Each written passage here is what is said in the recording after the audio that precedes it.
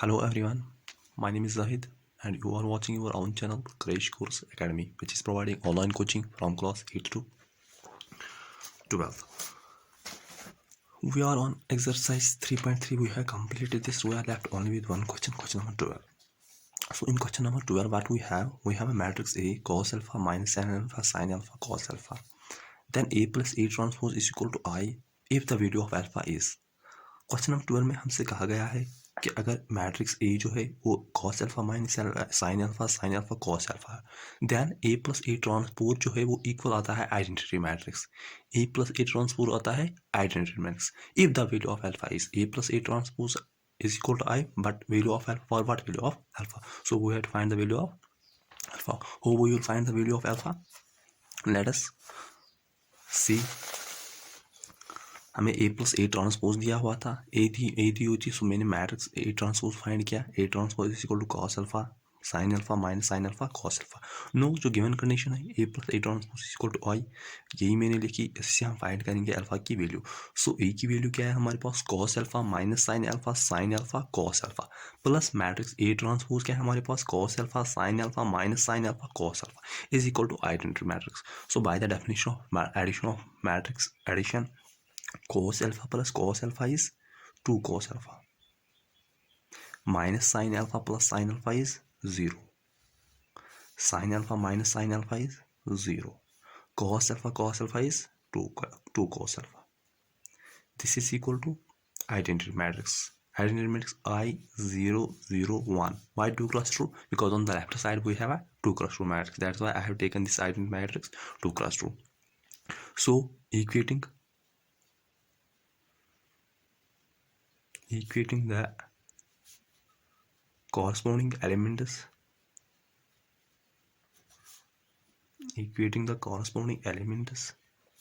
what we get? We get 2 cos alpha is equal to 1. Again here 2 cos alpha is equal to 1 implies cos alpha is equal to 1 by 2. Cos alpha is equal to 1 by 2 implies,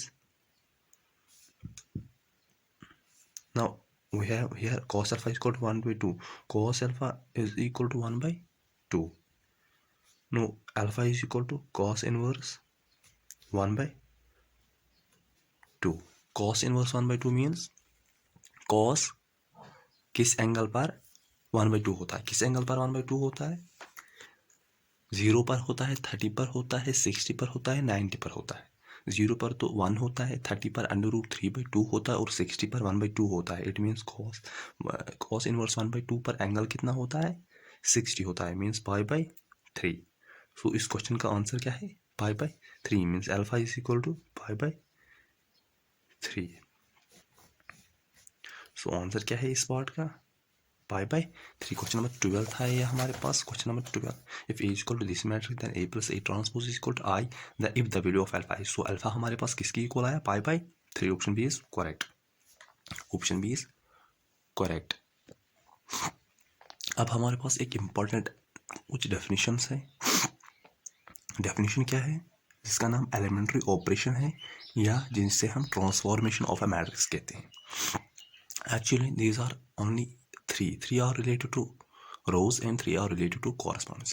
transformation and matrix हम पढ़ते क्यों हैं? इस question का answer हम इसी lecture में complete करेंगे. Why we do operation on matrix और we say transformation on a matrix. Total तो 6 में है, एक्चुअली तो 3 है. 3 रिलेटेड टू रोज है, वही 3 रिलेटेड है कॉलम से. बट बुक्स में लिखते हैं कि 6 ऑपरेशन से. वही 6 ऑपरेशन को डिवाइड किया जाता है. 3 related to rows and 3 related to columns, but they are same. As they are in the rows, they are similarly in the columns. So 3 related in rows जो है, 3 related to rows जो है, उसमें क्या है? interchange of rows. Interchange of rows means we can change any row and we can interchange any 2 rows of the matrix. We can interchange any 2 rows of the matrix. हमारे पास अगर कोई भी matrix दी हो, हम उसके रोज इंटरचेंज कर सकते हैं. As I will give you a example. अगर हमारे पास एक मैट्रिक्स है 1 2 5 7 9 2 3 1 2। हम इंटरचेंज कर सकते हैं any two rows. For example I interchange R1 और 3 के साथ में इंटरचेंज कर सकता हूँ। R1 को interchange R2, so next matrix हमारे पास क्या है, R1 की जगह कौन सी मैट्रिक्स आएगी 3, ये जो थर्ड पर थी 3 1 2। जो सेकंड मैट्रिक्स है, सेकंड रो है, उस पर कोई भी चेंज नहीं आएगी। 7 9 2 same is it. So third row की जगह कौन सा रो आएगा, फर्स्ट रो 1 2 5 1 2 5। सो इसे हम कहते हैं interchange of rose. Similarly same हमारे पास है इंटरचेंज ऑफ कॉलम्स। ये मैट्रिक्स जो है अगर हम इसे इंटरचेंज करते थे कॉलम वाइज भी कर सकते हैं, C1 C2 या कुछ भी C1 C3 या C2 C3 कुछ भी इंटरचेंज कर सकते। सो फर्स्ट कॉलम हमारे पास क्या था 1 7 3। अब इंटरचेंज जंप हुआ, सो फर्स्ट कॉलम की जगह क्या आएगा 2 9 1 2 9 1। सो सेकंड की जगह क्या आएगा, फर्स्ट कॉलम 1 7 3। सो थर्ड जो था वो एज इट इज रहेगा 5 2 2। सो ये था इंटरचेंज ऑफ कॉलम्स। थर्ड क्या है हमारा, सेकंड प्रॉपर्टी क्या है हमारे पास, multiplication of the elements of the row. और आई को किसी भी एलिमेंट, किसी भी रो जो है और आई, उसे हम मल्टीपल कर सकते हैं किसी भी स्केलर के साथ। As we have example this year, हम अगर मैं ऑपरेशन यहाँ पर लिख सकूँ यहाँ पर, या ये मैट्रिक्स है हमारे पास, I will write here R2 को हम मल्टीप्लाई करेंगे 2 से, 2 और 2 2 और 2। सो नेक्स्ट हमारे पास जो मैट्रिक्स आएगी इस ऑपरेशन से आफ्टर, इस ऑपरेशन के बाद सो कौन सी मैट्रिक्स हमारे पास आएगी, जो R1 रो है उसे हम एज इट इज लिखेंगे, जो R2 है R2 को किसके साथ मल्टीपल करना है 2 2 7 14 2 9 18 2 2 4, क्योंकि यहाँ पर क्या लिखा है 2 टाइम्स R2। जो रो 2 है उसके जो एलिमेंट्स है उन्हें हमें मल्टीपल करना पड़ेगा, किसके साथ मल्टीपल करना पड़ेगा 2 के साथ। That's why I have written here 14 18 and 4। जो थर्ड रो है वो सेम एज इट इज रहेगा, वो सेम एज इट रहेगा। सेम है रिलेटेड कॉलम्स के साथ। अगर हम किसी भी इस कॉलम को लेंगे या इस कॉलम को लेंगे, मैं यहाँ पर लिखूँगा C1 या C2 कुछ भी, C1 2 टाइम्स C1। सो क्या आएगा फिर नेक्स्ट जो मैट्रिक्स आएगी हमारी आएगी, वो फर्स्ट कॉलम के एलिमेंट्स क्या आएंगे 2 के साथ मल्टीप्लाई करना है, 2 3 6 2 7 14 एंड 2 1 2। सो सेकंड और थर्ड जो कॉलम है वो एजेट्स रहेंगे। ये था second operation with respect to rows and with respect to columns. Third operation क्या है, थर्ड ऑपरेशन जो है, थर्ड ऑपरेशन और आई को हम लिख सकते, किसी भी रो को हम एडिशन कर सकते हैं, कोई भी एनी रो, और आयत रो को हम कोई भी जेथ रो ऐड कर सकते हैं। आयत रो को हम कोई भी जेथ रो ऐड कर सकते हैं, और उस मैट्रिक्स को हम के साथ भी मल्टीपल कर सकते हैं, मल्टीपल करके भी ऐड कर सकते हैं। इसकी एग्जांपल भी लेते हैं हम, इसकी एग्जांपल हम ले सकते हैं। सो क्या था हमारे पास, ये R I tends to R I plus K times और J, और टाइम्स K J। सो इसकी क्या एग्जांपल है, हमारे पास मैट्रिक्स ए के 1 2 5 7 2 8 1 3 9। ऑपरेशन एक में यहाँ पर लिखूँगा और 2 टेंड्स टू और 1 और 2 प्लस 2 टाइम्स और 1, 2 टाइम्स और 1। सो मैंने क्या यहाँ पर लिखा, सी किस पर ऑपरेशन हो रहा है, ऑपरेशन हो रहा है रो सेकंड पर। So first row 1 2 5 same as it's आएगा, और थर्ड रो भी सेम एज इट्स आएगा, उसे भी मैं एज इट्स। अब ऑपरेशन किस पर हो रहा है, सेकंड रो पर। सेकंड रो पे ऑपरेशन क्या हो रहा है, और 2 के एलिमेंट्स क्या है 7 2 8, प्लस क्या करना है हमें उनको 2 टाइम्स और 1, 2 टाइम्स और 1 मीन्स कि हमें इसने मल्टीपल करना है किसके साथ 2 के साथ, मीन्स और 2 7 प्लस प्लस 2 टाइम्स और 1, 7 प्लस 2 मल्टीपल 1 इज 2। यहाँ पर कौन सा एलिमेंट आएगा 9, और 2 यहाँ पर कौन सा एलिमेंट है 2 2 प्लस 2 टाइम्स और 1, 2 मल्टीपल 2 इज 4, 2 प्लस 4 इज 6। यहाँ पर कौन सा आएगा R2, कौन सा एलिमेंट है 8 प्लस 2 टाइम्स और 1, 2 plus 5 is 10, 8 plus 10 is 18। So ये था रिलेटेड सेम कॉलम्स के रिलेटेड। सो ये ऑपरेशन से कितने ऑपरेशन है हमारे पास, in general 6 operation, 3 are related to rows and similar three related to columns. एक और डेफिनेशन हमारे पास आती है जिसका नाम है इन्वर्टेबल मैट्रिसेस. इन्वर्टेबल मैट्रिसेस किसे कहते हैं? सो डेफिनेशन देखते हैं. डेफिनेशन में क्या है? If A is a square matrix of order m, if A is a square matrix, if A is a square matrix of order m, and if there exists another square matrix of same order such that AB is equal to BA is equal to I. If A is a square matrix of order m, and if there exists another square matrix of order of same order such that AB is BA is equal to I. Definition क्या है? Definition कहती है हमसे अगर हमारे पास कोई square matrix है और वहाँ पर एक और स्क्वायर मैट्रिक्स एग्जिस्ट होती है जिसका ऑर्डर सेम हो उसी स्क्वायर मैट्रिक्स जैसे सच दैट उनको मल्टीपल करके A B is equal to B A identity matrix आती है, then we say B is called the inverse of A. उस केस में हम कहते हैं बी जो है ये इनवर्स है मैट्रिक्स ए का and it is denoted by A inverse, then A is said to be invertible. अगर एक मैट्रिक्स हमारे पास एक मैट्रिक्स थी वहाँ पर एक दूसरी मैट्रिक्स एग्जिस्ट हुई जिसका ऑर्डर सिमिलर है उसी मैट्रिक्स जैसा सच दैट उनका मल्टीपल जो होता है वो कम्यूटेटिव होता है और वो इक्वल होता है किसके इक्वल? आइडेंटिटी मैट्रिक्स के. तब उस केस में हम उस दूसरी मैट्रिक्स जो वहाँ पर एग्जिस्ट हुई उसे हम कहेंगे वो इनवर्स है किसका? फर्स्ट वाली मैट्रिक्स का. और फर्स्ट वाली मैट्रिक्स को कहेंगे ये इनवर्टेबल मैट्रिक्स है, then A is said to be invertible. वही डेफिनेशन में लिखा है. एग्जाम्पल मैंने यहाँ पर लिखी एक मैट्रिक्स मैंने ली है 2 3 1 2 और बी मैंने ली है 2 -3 -1 2. सो इस देखेंगे मल्टीपल करके क्या आता है इनको 2 3 1 2 2 3 1 2 एंड 2 -3 -1 2. सो किसके इक्वल आएगा ये? 2 × 2 is 4, 3 × -1 is -3, 2 × -3 is -6 and 3 × 2 is +6. 1 × 2 is 2 and 2 × -1 is -2. 1 × -3 is 3, 2 × 2 is 4. So C ये किसकी इक्वल आया? 4 - 3 is 1 and -6 + 6 is 0. 2 - 2 is 0, -8 + 4 is 1. C AB is equal to किसके इक्वल आया? Identity matrix. C if we find BA, अगर हम BA find करते हैं BA किसकी इक्वल आएगा? 2 -3 -1 2. और A किसकी इक्वल है? 2 3 1 2.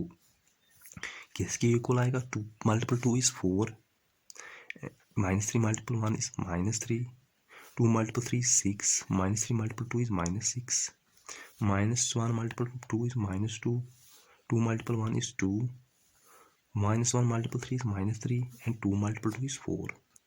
C किसके इक्वल आएगा? 4 - 3 is 1, 6 - 6 is 0, -2 + 2 is 0, -3 + 1 is 4. C हमारे पास क्या निकल के आया? ए बी और बी ए दोनों इक्वल के आए. किसकी इक्वल निकल आए? आई की इक्वल आए. इन दिस केस वी से जो ये मैट्रिक्स बी है ये मैट्रिक्स बी जो है ये इनवर्स है किस मैट्रिक्स का? मैट्रिक्स ए का. मैट्रिक्स बी है इनवर्स है किसका? मैट्रिक्स ए का. मीन्स हम और मैट्रिक्स ए का और हम इस मैट्रिक्स को क्या कहेंगे? Invertible matrix. क्या कहेंगे? Invertible matrix. Matrix A is invertible matrix. और हम इनवर्स किस तरह डिनोट करते हैं? इनवर्टेबल किस तरह डिनोट करते हैं? और हम यहाँ पर क्या लिखेंगे? A inverse is equal to कौन सी मैट्रिक्स? ये 2 3 -3 -1 2. 2 -3 -1 2.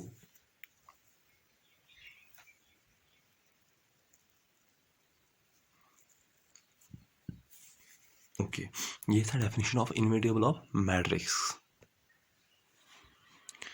सी एक थ्योरम है हमारे पास जिसका नाम है uniqueness of inverse. Uniqueness of inverse. अभी हमने इनवर्स की डेफिनेशन पढ़ी. इनवर्टेबल मैट्रिक्स हम किसे कहते हैं? अगर हमारे पास एक स्क्वायर मैट्रिक्स हो और वहाँ पर एक और मैट्रिक्स एग्जिस्ट होती है B such that A B is equal to B A is equal to I, then we say that B matrix B उसे हम इनवर्स कहेंगे मैट्रिक्स ए का और ए को कहेंगे इनवर्टेबल मैट्रिक्स.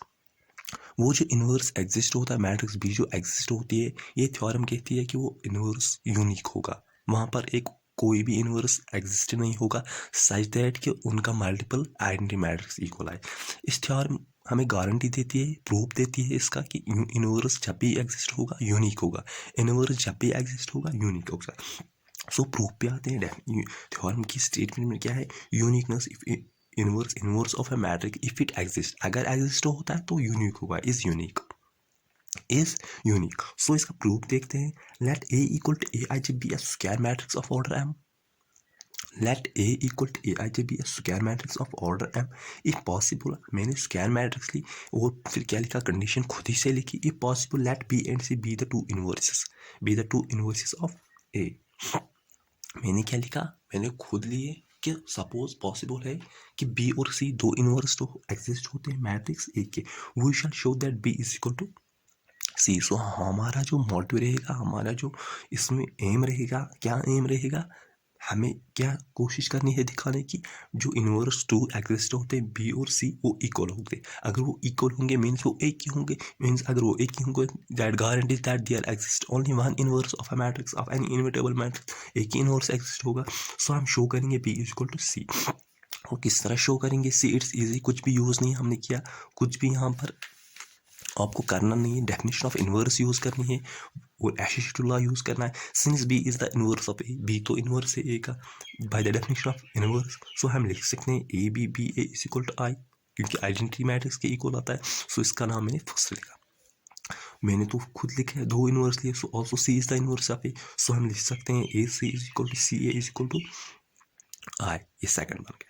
सी अब हम प्रूफ पे आते हैं। अब यहाँ से इसका प्रूफ स्टार्ट होता है, कहाँ से, यहाँ से यहाँ तक हमने कुछ भी नहीं किया, कुछ भी नहीं किया। एक स्क्वायर मैट्रिक्स ली, दो इनवर्स लिए और कहा कि हम शो करेंगे बी सी के इक्वल है, और डेफिनेशन ऑफ इनवर्स यूज़ की, यहाँ पर भी डेफिनेशन ऑफ इनवर्स यूज़ की। सी मैंने लिखा यहाँ पर B is equal to B I, B is equal to B I है कि नहीं, क्योंकि अगर हम किसी भी आइडेंटिटी मैट्रिक्स को किसी भी मैट्रिक्स के साथ मल्टीपल करेंगे, वहाँ पर जो रिजल्ट आएगा सेम मैट्रिक्स आएगी। That's why B is equal to B I मैंने लिखा, is equal to B C, ये आई है, ये I is from equation second किसके इक्वल है, ए सी की इक्वल। सो यहाँ पर लिख सकते हैं बाय सेकंड, बाय सेकंड। कहाँ से लिखा मैंने, आई को, आई की वैल्यू क्या है ए सी, सो इसे मैंने ए से लिखा। सी यहाँ पर मैंने क्या लिखा, बी ए सी, क्यों लिखा, by associative law of matrix, by associative law of matrix हम लिख सकते हैं A matrix B C is equal to A B C. So that's why मैंने यहाँ क्या लिखा, बी ए सी, बी ए सी। मैं यहाँ पर मैं लिख ही देता हूँ, A B C is equal to A B C, confuse ना हो आप। सी यहीं पर यही मैंने यूज़ किया, यहाँ पर किसके इक्वल लिखा, बी ए सी के, ओके। सी अगर हम इक्वेशन फर्स्ट को आप देखेंगे, बी ए यहाँ पर किसके इक्वल है, आई के इक्वल है। सो मैं यहाँ पर लिखता हूँ बी ए की जगह आई, सी को मैंने इसी तरह लिखा। सो अभी मैंने यहाँ पर भी कहा किसी भी मैट्रिक्स को अगर हम आइडेंटिटी मैट्रिक्स मल्टीप्लाई करेंगे तो उस पर कोई भी फर्क नहीं आती। दैट्स वाई यहाँ पर क्या निकल के आया है, सी। सो बी किसके इक्वल निकल के आया है, C. So which guarantees that there exists unique inverse of A matrix, there exists unique inverse of A matrix. एक और थ्योरम है हमारे पास, थ्योरम में स्टेटमेंट क्या है, if A and B are invertible matrices, अगर A and B invertible matrix है, invertible matrix means inverse इनका एग्जिस्ट होता है of same order, then A B whole inverse is equal to B inverse A inverse, A B whole inverse is equal to B inverse A inverse. इसका proof देखते हैं, proof बहुत easy है, बस आपको समझना है। डेफिनेशन लेते हैं इनवर्स ऑफ मैट्रिक्स की, by the definition of inverse of matrix, A B inverse is equal to I. A B एक मैट्रिक्स है और उसका इनवर्स किसके इक्वल आएगा, आइडेंटिटी मैट्रिक्स के इक्वल आएगा। इसमें कोई शक, इसमें कोई कन्फ्यूजन, सर नहीं कन्फ्यूजन तो कुछ भी नहीं है, कुछ आपने तो कुछ यूज ही नहीं यहाँ पर किया है, bye the definition of inverse of matrix. Step second में देखिए हमने क्या किया है, मैंने मैट्रिक्स ए इनवर्स यहाँ पर प्री मल्टीप्लाई किया, pre multiplying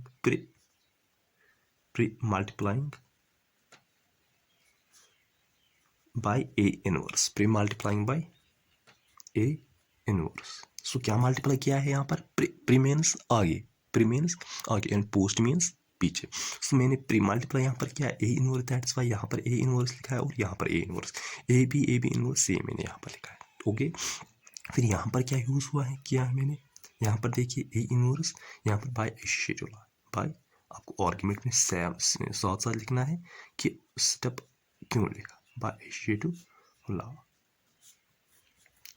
C A inverse किसके इक्वल आएगा, डेफिनेशन ऑफ मैट्रिक्स में हमने पढ़ा था आई के इक्वल आया था बी यहाँ पर और ए बी होल इनवर्स इसी तरह is equal to A inverse is equal to A inverse. I B ये हमने पढ़ा था, अगर हम किसी भी मैट्रिक्स को आइडेंटिटी मैट्रिक्स के साथ मल्टीप्लाई करेंगे तो वो मैट्रिक्स एज इट्स आती है, A B inverse is equal to A. So फिर मैंने मल्टीपल क्या किया, बी इनवर्स प्री मल्टीप्लाइंग